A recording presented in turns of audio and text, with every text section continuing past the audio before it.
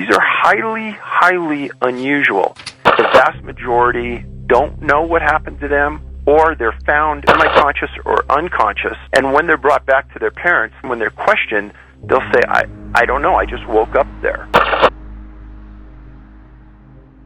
For many years now, ex-detective and author of the Missing 411 series, David Paulides, alongside his CanAm Missing team, have investigated thousands of unsolved disappearances throughout the national parks and forests, all of which hold some very eerie similar coincidences.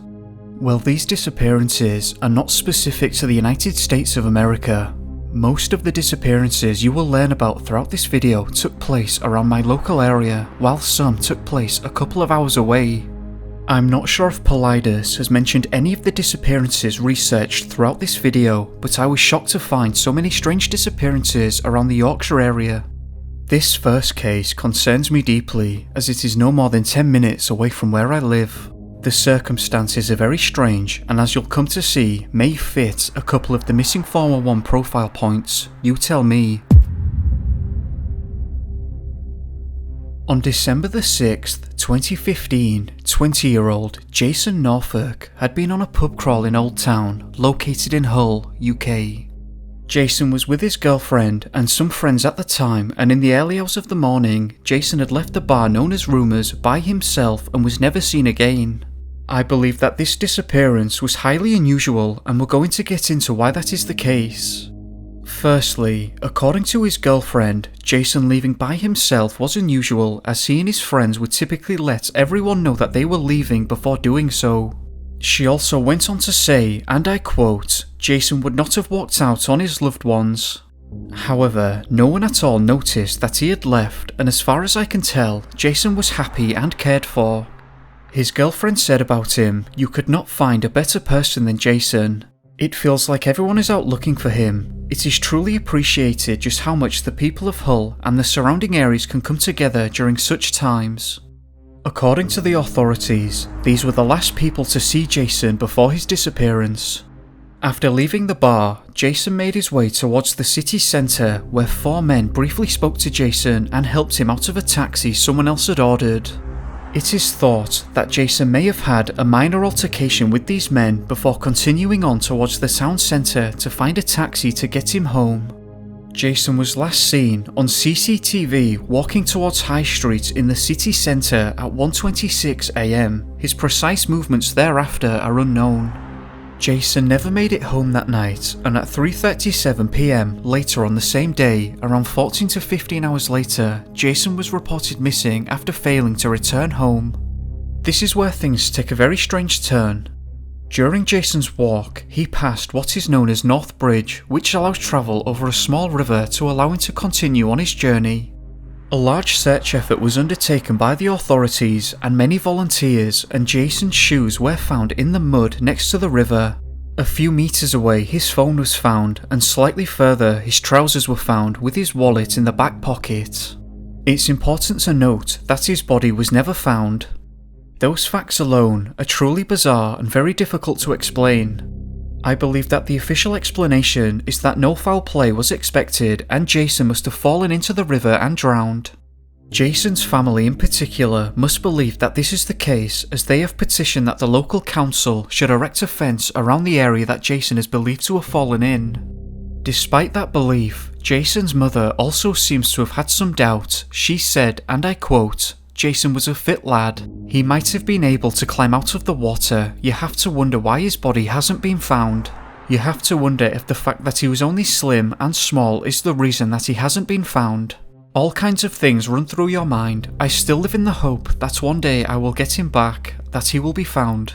I will never be able to accept the loss, but at least I'd have some closure. Jason deserves that."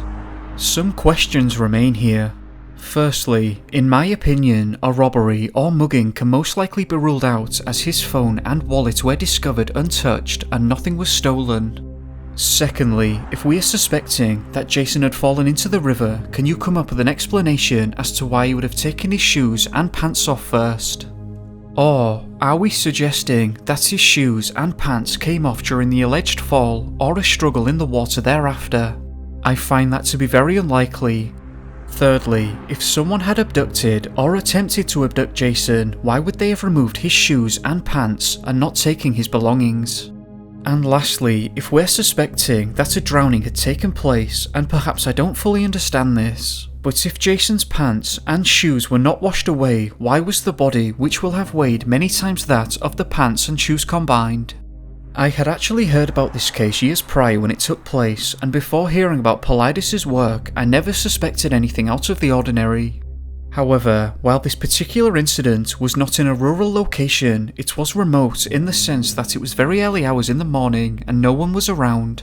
And there are a few key points which point to the profile laid out by Paulides. Despite a large search, the body was never found, pieces of clothing were found including the shoes, and Jason disappeared next to a body of water without a single trace as to where he went. Just absolutely baffling. What do you think happened here? Moving on, let's review another that is equally as strange.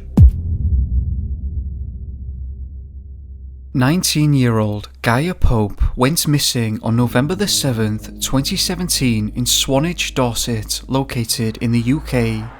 She was last seen on CCTV going for a jog and later purchasing an ice cream. Unfortunately, Gaia was never seen again. Gaia was reported missing only a few hours later on the same day of her disappearance after failing to return home, which was noted as being completely out of character for Gaia. She was severely epileptic and suffered from mental health issues and went missing without any of her medication. Gaia is thought to have been through a very distressing ordeal 2 years prior following an alleged sexual assault incident. This led to Gaia suffering from PTSD, which obviously only heightened the concerns as to her whereabouts. Gaia's declining mental and physical health first drove her out of college and then work afterwards. It was at this point, The Guardian stated, and I quote, "Now it was the turn of the welfare system to relentlessly interrogate her trauma and undermine her sense of self-respect." I think that it's important to try to understand Gaia's headspace in order to interpret her decision-making process in regards to this incident. It is also important to note that the alleged attacker was eventually imprisoned for another similar offence on another person where enough evidence was left behind to get a conviction. Apart from the CCTV footage, Gaia had also visited the home of a friend. The friend's grandmother stated that Gaia had pounded on the door and that she was in a distressed state asking for help. She looked upset, very upset. "I am just so pleased because I gave her a cuddle and then she responded." The Times newspaper added that Gaia could be heard shouting incoherently. And it was also reported that when leaving, she allegedly removed a piece of clothing, but I cannot confirm that for sure. Initially, detectives treated this incident as a murder investigation, and the grandmother, Gaia's friend, and the friend's father were all arrested and detained as suspects. It's important to note that Gaia's friend offered the police his wallet and phone and declared his innocence. All three were later cleared as having no involvement.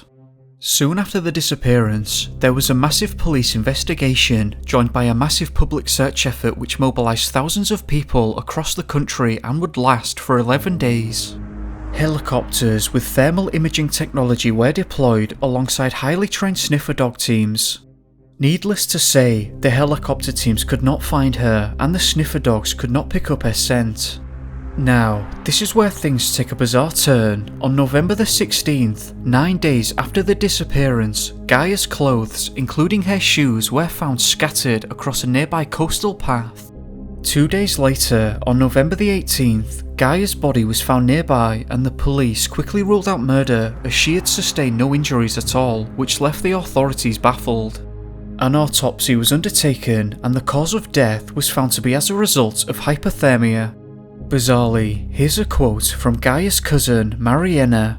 "Police told us that they had dogs out and helicopters up with thermal imaging equipment so sensitive it could pick up a signal from a body even up to 48 hours after death. One of the officers said to me if she was out there, we'd have found her already. When she was eventually found, no one could believe it." She continued, "If there were helicopters flying overhead, how did they not see her, on foot even, if they stuck to the path? They should have seen her." That struck me as highly unusual, as Mariana seems to be suggesting that at the location her clothes were found on the path, her body was clearly visible from that spot. Well, the question then follows, why was she only discovered at the location 2 days afterwards? Why was she not visible to the search and rescue teams on the 16th, but was on the 18th? Was she placed there afterwards? And this incident seems to meet some of the missing 411 criteria in a number of ways. Firstly, helicopters could not locate the girl even with the use of thermal imaging technology. Secondly, the search and rescue dogs could not pick up her scent. Thirdly, she was found on a cliff which was of high elevation. And finally, it seems to me that she was found in an area that had already been searched based off what Mariana said. So what happened here? It's safe to say that Gaia was obviously distressed that day for one reason or another.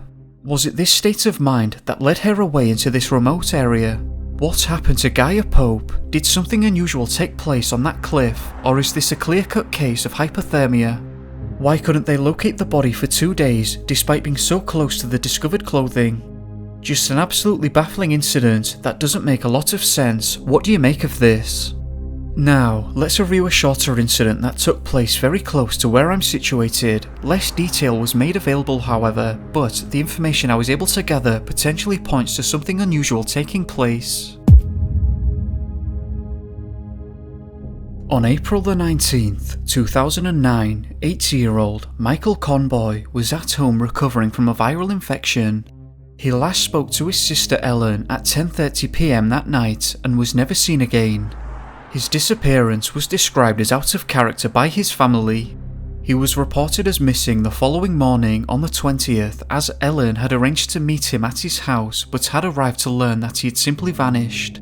Bizarrely, upon arrival, she detailed that the curtains were drawn and the lights were left on, suggesting that he may have left during the night. It's important to note that the treatment for Michael's viral infection may have left him somewhat confused, but medical workers at the hospital were happy for Michael to return home. Anyway, the authorities agreed and said that because the curtains were drawn and the lights were on, it suggests that he may have left the property during the night. The police scoured the area and deployed mounted units, divers, alongside helicopter teams and sniffer dogs who could not pick up the man's scent at all. The police detailed that Michael's case was highly unusual and no clues as to his whereabouts or what happened were left at all. It was noted that the year prior, 2008, 1,400 people in the Humberside area were reported as missing and all of them were found, and this case did not resemble any of them. The police said that it was simply astonishing that the man could not be located. I don't believe that the police had suspected a crime at any point during the investigation. Michael's house had not been broken into and all of his belongings remained untouched, and there was no evidence of a struggle. Michael's nephew, Paul, stated, "We've handed out flyers, posters, made personal appeals, and you would think out of all of that, there would have been one positive clue or lead that we could follow up, but it really beggars belief." Paul continued, "It sounds cliche, but you feel that he has disappeared off the face of the earth. It's not possible, of course. At the end of the day, he has to be somewhere." Michael was described as being incredibly fit for his age and would often go into the town on the bus to meet his friends in the pub. Various search efforts were organised over 2 years from 2009 to 2011, and almost 10 years later now, nothing has ever been found of Michael, which I find absolutely baffling. So where is Michael? Was Michael enticed out of his house that night? Where could he have gone? If a crime had taken place, what was the motive? He wasn't robbed. If Michael had walked away out of confusion, why was he never found? Despite being fit for his age, Michael was still 80 years old, and it seems unlikely that he could have gotten very far. What do you make of this? Moving on, here's another that's just absolutely baffling. Sigmund Adamski was born in August of 1923 and spent 34 years living in his native Poland, where he married in 1957. In 1960, Sigmund and his wife Lottie moved to Tingley, which is a small town located near Wakefield in Yorkshire, England. According to the locals, Sigmund and Lottie were hard-working people. They were friendly and unassuming and by all accounts got along with most people. Well, at 3:30 p.m. on June the 6th, 1980, Sigmund went grocery shopping and walked to the local shops. On the way to the shops, Sigmund was seen by one of his neighbours, which would be the last time he was ever seen again. Sigmund's disappearance was bizarre, and by all accounts he was a family-oriented man, and for him to go missing without notice for days was completely out of character. Especially since his goddaughter's wedding was taking place the following day, which Sigmund was looking forward to. 5 days later, on June the 11th, Sigmund's body was discovered by Trevor Parker, who is the son of the owner of Tomlin's Coal Yard. Sigmund's body was found at 3:45 p.m. that day, which was around 5 hours after the yard had last been used. Strangely, Trevor was at the site from 8 a.m. to 11 a.m. that day and said that he didn't see anything unusual. At 4 p.m, PC Alan Godfrey arrived and examined the body and said that he believed that Sigmund had passed away as a result of a heart attack.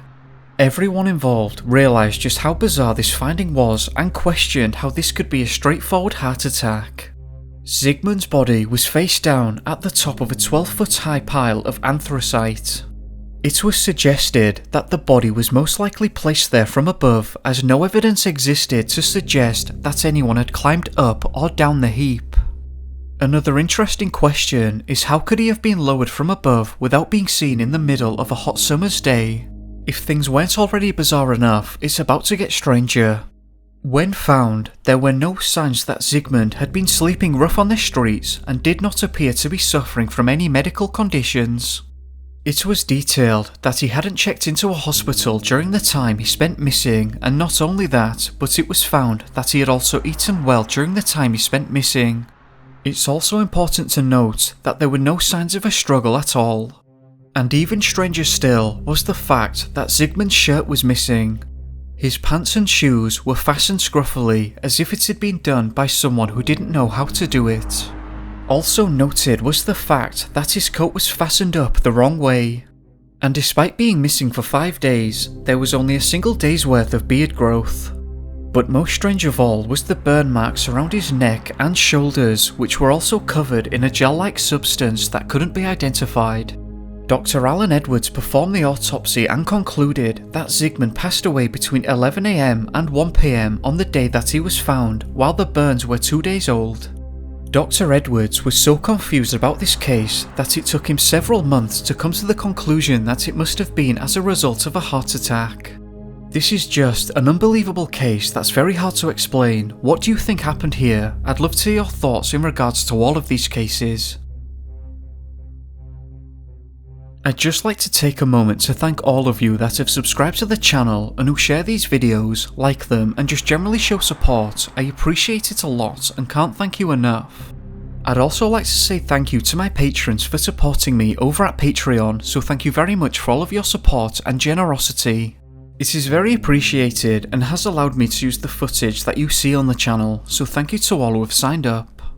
Anyway, do let me know what you thought of this one, and you'll find all of the sources and links in the description below. There's also a link to buy David's Missing 411 books, which I can highly recommend. As always, thank you very much for watching. I hope that you enjoyed this video, and if you did, remember to like and subscribe if you haven't already, it helps me a lot. I hope that you have a great day or evening depending on where you are. Be safe guys, and I'll catch you soon. Peace.